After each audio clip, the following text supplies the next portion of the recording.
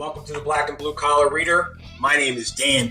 Today I am doing the Led Zeppelin book tag, and if you can't tell, I am a fan.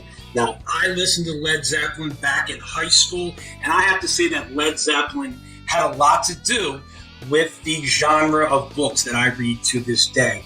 Their bluesy, mystical sound, with Misty Mountain Hop and Stairway to Heaven and No Quarter, it just screams fantasy in many, many of their songs. So yes, I tried Lord of the Rings when I was a kid just because they mentioned Lord of the Rings in the song Ramble On. So Led Zeppelin had a lot to do with why I read fantasy.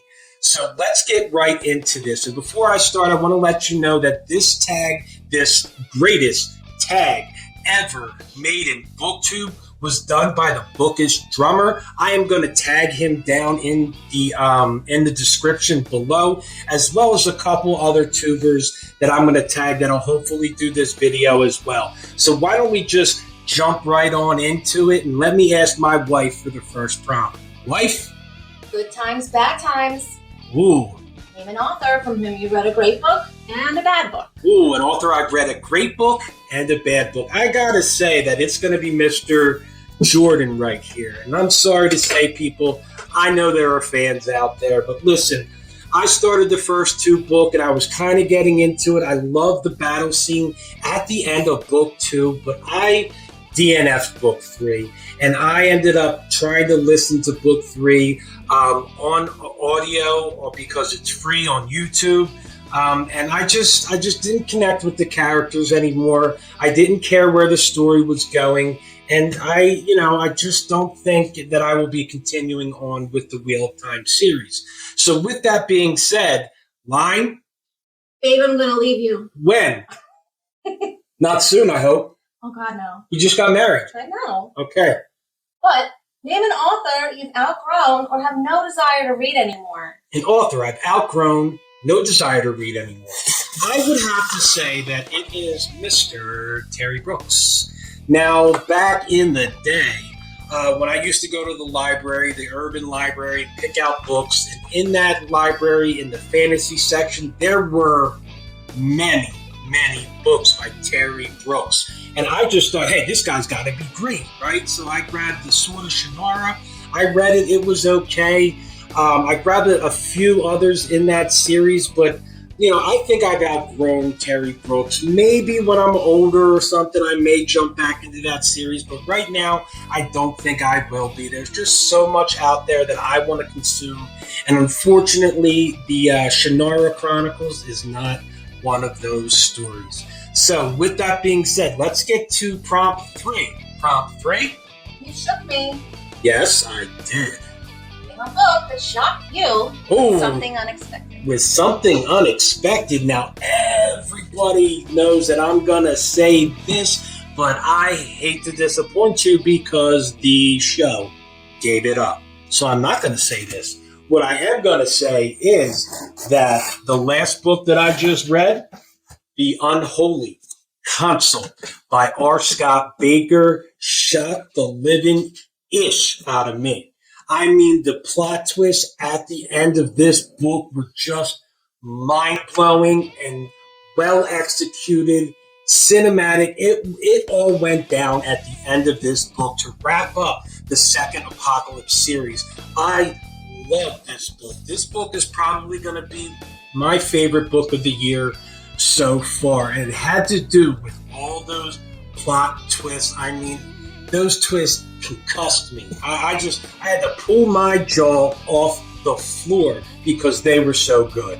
So with that being said, why don't we mosey on to the next prompt? Dazed and Confused. Ooh, yeah. Name a book or author you don't understand the hype for. Who don't I understand the hype for? Oh, I got an answer for this one. So why don't we just pull this gentleman over here? I know, folks, some people may be upset, but there's only 200 of you that watch these, so I'm pretty sure I'm in good company. It's going to be Patrick Rothfuss and the The Name of the Wind, and Wise Man's Fear. Yes, his writing was exceptional. However, Quoth was an asshole, and there really wasn't much action in these books. It was more like a mystery, trying to find out, who these people are, and then never coming up with any answers. And in the third book, man, these answers better get solved, because I definitely will probably pick up the last book, but I gotta say that I don't understand the hype for this author. I do love the musical elements that are in this book. That is wonderful. That is great. But I felt it lacked action, and I felt it was a little boring. Next. Your time is going to come. Oh, I hope not. Name a book that has been on your TBR for over a year. Oh, so that is going to be The Faithful and the Fallen series by John Wynne. I mean, I go on Amazon every day, and I have put this entire series in my cart at least 43 times. Each time, I pray that my wife doesn't see it in the cart and she just orders it. But it took a long time for her not to notice it there. And finally, she accidentally ordered it. I received it, and it's still been sitting on my shelf for at least 5 months. And I really want to get into John Wynne. I have heard that the first book is the writing style is slightly pedestrian, but he does grow. But I've also heard that he has amazing fight scenes, and the characters are excellent. So I'm probably going to get into this within the next 2 months. I can't wait to jump into The Faithful and the Fallen series. So what is the next song on our list? Black Mountain Side. Ooh. Name a book with an unusual or unconventional setting. An unconventional setting. I'm sure there are many books out there with unconventional settings, but I haven't read them. However, a little bit of an unconventional setting would be a massive tortoise floating around in space that has elephants on top of it with a disc, and it's called Discworld. And I gotta say that Pratchett, this is my second book that I've read from Pratchett, and it's just phenomenal. His humor is next level. It's exceptionally well done. The content is deep and thought-provoking, while putting absurdist humor in it.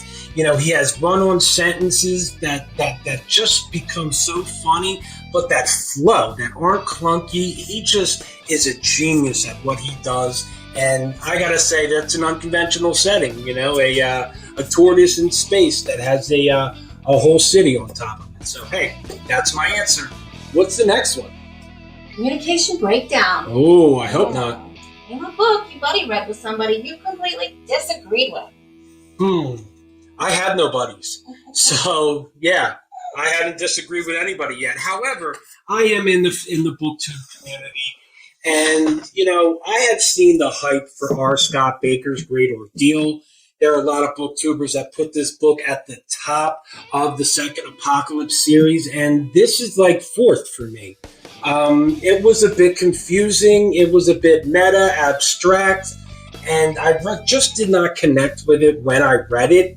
I do believe that upon a reread, I may change my mind, because we were getting to the end of winter there in February, and that month sucks. February shouldn't even be a month.